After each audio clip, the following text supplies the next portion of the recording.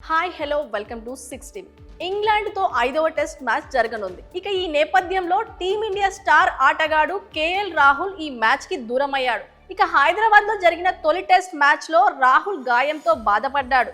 ఈ కారణంగానే మిగిలిన మ్యాచ్లకు కూడా అందుబాటులో లేకుండా పోయాడు.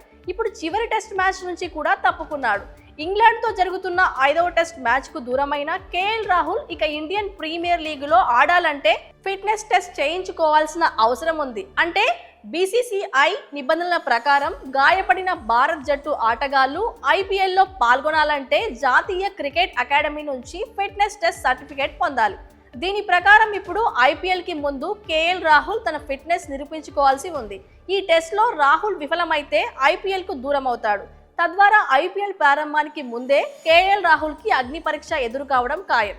భారత్ ఇంగ్లాండ్ జట్ల మధ్య జరుగుతున్న 4వ టెస్ట్ మ్యాచ్లో కేఎల్ రాహుల్ 90% ఫిట్గా ఉన్నట్టు తెలిపారు.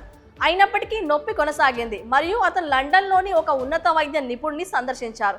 చికిత్స ముగించుకొని ఆదివారం భారత్కి చేరుకున్నారు. కేఎల్ రాహుల్ ఇప్పుడు బెంగళూరులోని బీసీసీఐ జాతీయ క్రికెట్ అకాడమీకి వెళ్ళినట్టు సమాచారం. ఎన్సీఏలో శిక్షణ తీసుకొని ఫిట్నెస్ టెస్ట్లో పాస్ అయితేనే ఐపీఎల్లో లక్నో సూపర్ జైంట్స్ తరపున రాహుల్ ఆడతాడు. ఈ ఐపీఎల్లో లక్నో సూపర్ జైంట్స్ జట్టుకు కేఎల్ రాహుల్ నాయకత్వం వహించనున్నాడు.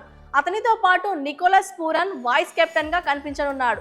గత సీజన్లో Krunal Pandya Lucknow super giants vice captain గా బాధ్యతలు నిర్వహించాడు. కానీ ఈసారి ఆ బాధ్యతలను వెస్టిండీస్ కి చెందిన నికోలస్ పూరన్ కి అప్పగించారు. మరిన్ని లేటెస్ట్ అప్డేట్స్ కోసం చూస్తూనే ఉండండి 6 టీవీ.